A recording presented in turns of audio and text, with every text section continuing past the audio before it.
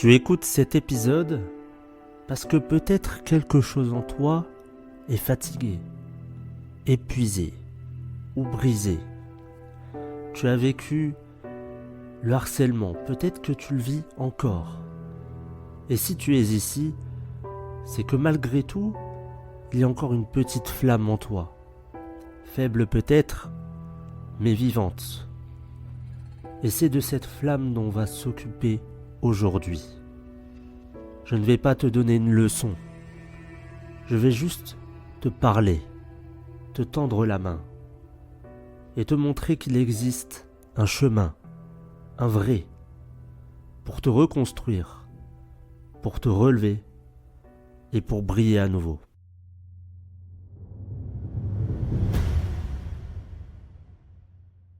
Le harcèlement. Ce mot semble simple, presque banal à force d'être répété dans les médias.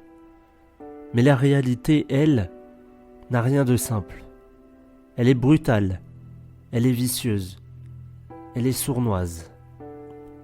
Le harcèlement, ce n'est pas juste un moment de tension ou une dispute passagère. C'est une violence répétée, une pression constante, une érosion lente de l'estime de soi. C'est une guerre psychologique qui se joue dans les couloirs d'une école, derrière un écran d'ordinateur, dans les bureaux d'une entreprise et parfois même au sein d'une famille. Tu peux vivre le harcèlement à 12 ans, comme à 40 ans. Et ce qu'il détruit, ce n'est pas seulement ton moral, c'est ton regard sur toi, ton identité, ta confiance, ton droit d'exister sans peur. Il y a ceux qui rabaissent, qui insultent, qui frappent. Mais il y a aussi ceux qui laissent faire, ceux qui voient et qui se taisent, ceux qui tournent la tête, ceux qui rient nerveusement pour ne pas être la prochaine cible. Et toi au milieu, tu apprends à survivre, à te fondre dans le décor. Tu changes ta façon de t'habiller, de marcher, de parler. Tu t'effaces pour exister le moins possible. Et pourtant, même quand tu fais tout bien, même quand tu disparais, ça continue. Alors tu penses que c'est toi, que c'est ta faute, que tu n'as pas ta place, que tu ne vaux rien. Mais écoute-moi bien, ce que tu ressens est légitime, ce que tu as vécu est grave, et ce que tu es vaut infiniment plus que ce qu'on t'a fait croire. Tu n'es pas brisé, tu es blessé, oui, mais tu es réparable. Et surtout, tu es précieux. Le harcèlement installe le silence. Il t'apprend à te taire, à ne plus déranger. Il fait naître la honte. Cette honte qui ne t'appartient pas, mais que tu portes quand même. Tu te dis que personne ne comprendrait, ou pire, que personne ne te croirait. Et parfois, tu as déjà essayé de parler. Et on t'a dit, tu te fais des idées, tu es trop sensible. Ou alors, c'est comme ça la vie. Donc tu t'enfermes. Tu construis une prison dans ta tête. Tu t'isoles émotionnellement. Tu te dis que tu vas t'en sortir seul, en silence. Mais le silence, ce n'est pas une solution. C'est un poison lent. Il ronge, il te coupe du monde, il te coupe de toi-même. Alors aujourd'hui, je veux t'inviter à poser un acte symbolique. Reprendre ta voix. Écris ce que tu ressens, même si c'est confus. Parle à quelqu'un, un proche, un professionnel, un inconnu si besoin. Et si tu ne trouves personne, parle à toi-même, à haute voix. Nommer ta souffrance, c'est la faire exister. Et ce qui existe peut être soigné. Ce n'est pas facile, mais chaque mot est une victoire. Chaque mot est un cri contre ceux qui t'ont fait taire. Et n'oublie pas, tu mérites d'être écouté. Tu mérites d'être cru. Tu mérites d'être soutenu. Ce n'est pas une faveur, c'est un droit humain fondamental. La reconstruction, ce mot peut paraître lointain, même flou. Tu te demandes peut-être comment je vais recoller les morceaux, comment je vais vivre avec ce vide. Eh bien, la vérité, c'est qu'on ne revient jamais comme avant, mais on peut devenir plus fort, plus conscient, plus libre qu'on ne l'a jamais été. Et pour ça, il y a un chemin. Ce n'est pas une ligne droite, il y a des rechutes, des doutes, des colères, mais ce chemin existe. La première étape, c'est d'arrêter de te juger. Tu n'as pas été faible, tu as survécu à l'impensable. Ton anxiété, ta fatigue, ta méfiance, ce sont des cicatrices. Et les cicatrices, c'est la preuve que tu t'es battu. Ensuite, reconnecte-toi à ton corps. Il a été un champ de bataille, il a été tendu, fermé, meurtri. Offre-lui à nouveau de la douceur. Bouge, danse, respire ou va marcher. Reviens à ton souffle. C'est la première chose qu'on t'a volée. Ton droit à respirer librement. Reprends-le dès aujourd'hui. Reconnecte-toi à ce qui t'apaise, la nature, l'art, la musique ou même le silence. Fais une place à la beauté dans ton quotidien, même minuscule. Et puis entoure-toi. Pas forcément d'une foule, non, mais d'une ou deux âmes sûres. Des gens qui ne jugent pas, qui écoutent, qui respectent ton rythme. Et enfin, cultive un dialogue intérieur bienveillant. Remplace les phrases assassines par des mots plus doux, comme « je suis en chemin »,« je fais de mon mieux » ou « je suis digne d'amour ici et maintenant ». Tu n'es pas en train de devenir quelqu'un d'autre. Tu es en train de redevenir toi. Il y a quelque chose de paradoxal, mais de profondément vrai. Ta douleur peut devenir ta mission, ta force, ta lumière. Un jour, tu comprendras que tu n'as pas vécu tout ça pour rien, que ta voix compte, que ton histoire peut sauver des vies, que tu peux devenir un repère pour quelqu'un d'autre comme tu aurais voulu en avoir un. Tu développeras une empathie rare. Tu comprendras le silence des autres, leur colère étouffée ou leur regard baissé. Tu seras cette personne qui dit « je comprends » et tu n'es plus seul. Et rien que ça, c'est immense. Tu pourras transformer la honte en fierté, la colère en puissance, la tristesse en sens. Il ne s'agit pas de nier la douleur, il s'agit de lui donner une place, de la transcender. Et tu verras un jour, tu te regarderas dans le miroir et tu ne verras plus une victime. Tu verras un survivant ou une survivante, un être lumineux qui a traversé l'enfer et qui continue d'avancer. Le harcèlement, tu n'as pas à le vivre seul. Tu n'as pas à le porter seul. Tu n'as pas à te reconstruire dans l'ombre, en silence, avec la peur comme unique compagne. C'est un fléau, mais ce n'est pas une fatalité.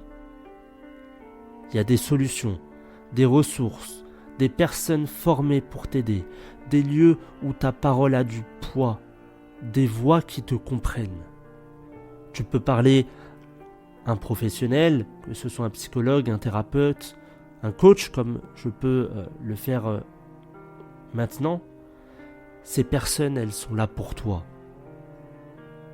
Tu n'as pas besoin d'aller mal pour les consulter, tu as juste besoin d'avoir envie de t'en sortir. Se faire accompagner, ce n'est pas une faiblesse, c'est le plus grand acte de courage. Et cet accompagnement, il t'aidera à retrouver de l'estime, à identifier des schémas de pensée destructeurs, à réapprendre à poser des limites ou à guérir de tes blessures. Tu peux aussi rejoindre un groupe de soutien ou une association. Et tu peux te protéger légalement. Le harcèlement est puni par la loi. Même si il est difficile à prouver, ta parole a de la valeur. Tu as le droit de signaler, tu as le droit de porter plainte, tu as le droit d'être défendu, respecté et protégé. Ton histoire, elle mérite justice, pas de vengeance, juste justice. Et oui, il y a de l'aide extérieure, mais il y a aussi ton propre pouvoir intérieur. Reprends possession de ta vie, un pas après l'autre. Tu peux mettre en place une routine qui te fait du bien, une routine matinale, avec du sport, de l'écriture, aller se balader dans la nature, écouter de la musique. Entoure-toi de personnes saines, la famille, les amis, même si c'est peu. Nourris ton esprit de beauté, de force et de douceur. Ta guérison, c'est le plus bel acte de résistance contre ceux qui ont voulu t'éteindre. Et si un jour tu veux témoigner, aider, sensibiliser, tu le pourras, à ta façon, à ton moment, parce que tu n'es pas qu'une victime, tu es un pilier pour demain. Tu n'as pas à survivre dans un monde qui t'abîme. Tu as le droit de vivre dans un monde qui te respecte. Et sache que ceux qui te détruisent n'ont jamais eu ton courage. Tu n'es pas ce qu'ils t'ont fait, tu es ce que tu choisis de devenir après. Et ta vérité est puissante. Ta lumière est en train de renaître. Et le monde n'a encore rien vu. Avant de conclure cet épisode, je vais un petit peu parler d'une partie de ma vie. Quand j'étais petit, quand j'étais, je crois, c'était la maternelle et après, j'étais très timide et je pouvais subir de l'intimidation. Dans l'école élémentaire, il y a eu aussi cette partie intimidation avec un petit peu de harcèlement. Mais ça m'a pas empêché d'avancer. Ça peut faire peur, ça je le comprends. Mais finalement, j'en ai parlé, que ce soit au directeur, etc., à mes parents. Et bien évidemment, ces élèves-là qui étaient du même âge que moi se sont fait punir, bien évidemment, avec le directeur, etc. Et au final, j'ai été tranquille. Alors, peut-être qu'après, il y avait des moqueries, etc. Mais c'était pas... Je m'en fichais. Finalement, c'était pas C'était pas bien grave pour moi en tout cas, je voulais qu'on me laisse tranquille, qu'on me laisse faire ma vie d'écolier tout simplement et de pouvoir m'amuser avec des amis. Et au fur et à mesure des années, j'ai pris en fait la décision de ne plus être cette personne timide qui va se faire rabaisser, qui va se faire intimider. Alors ça demande bien évidemment pas mal d'entraînement, mais le développement personnel m'a permis aujourd'hui d'être beaucoup plus fort mentalement, psychologiquement, pour affronter des personnes qui potentiellement voudraient mon malheur, voudraient me rabaisser, m'insulter, m'intimider ou qu'importe. Et je vais te dire une chose qu'il faut vraiment que tu prennes en compte. Et quand je vais te dire cette phrase, ça va tout de suite faire sens. Les personnes qui harcèlent, écoute bien, les personnes qui harcèlent, en fait, elles sont malheureuses dans la vie, dans leur vie d'ailleurs, et elles veulent que tu sois comme elles. Parce que, et là ça va faire sens, je n'ai jamais vu une personne heureuse détruire une autre personne. Jamais. C'est impossible.